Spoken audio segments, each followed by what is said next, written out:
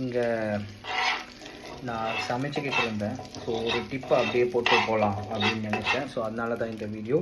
நீங்கள் best source of protein தேடிக்கிட்டு இருக்கீங்கன்னா ஸோ அது வேறு ஒன்றுமே கிடையாது, முட்டை தான்.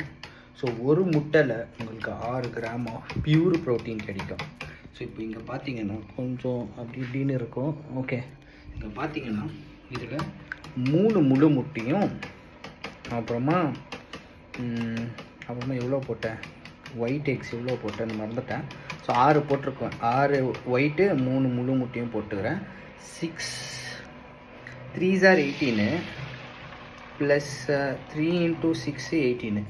ஸோ ஆக மொத்தம் ஒரு 36 கிராம்ஸ் ஆஃப் ப்ரோட்டீன் இந்த மீலில் இருக்குது. ஸோ இதை குக் பண்ணுறதுக்கு எனக்கு எடுத்த டைம் வந்துட்டு ஒரு 10-15 மினிட்ஸே வச்சுக்கோங்க. Okay, so that's it. So உங்களுக்கு 36 கிராம்ஸ் ஆஃப் ப்ரோட்டீன் கிடைச்சிரும். ஸோ கடையில் போய் ஒரு ட்ரே எக்கு வாங்கினீங்கன்னா அதில் 30 முட்டை கிடைக்கும்.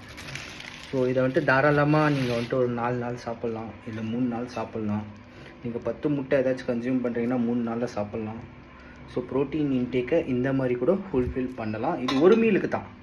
ஸோ அடுத்த மீலுக்கு வந்துட்டு வே ப்ரோட்டீன் குடிச்சிருவேன். ஸோ அதை ஆல்ரெடி காலையிலே குடிச்சிட்டேன். அப்புறமா இன்னொரு மீலுக்கு முடிஞ்சால் வீட்டில் ஃபிஷ் செய்கிறாங்க. ஸோ அது ஒரு 2 துண்டு எடுத்து சாப்பிட்ருவேன். ஸோ இப்படி தான் ஒரு 100-120 கிராம்ஸ் ஆஃப் ப்ரோட்டீனை இப்போதைக்கு நான் மேனேஜ் பண்ணிக்கிட்டு இருக்கேன். So you find your way.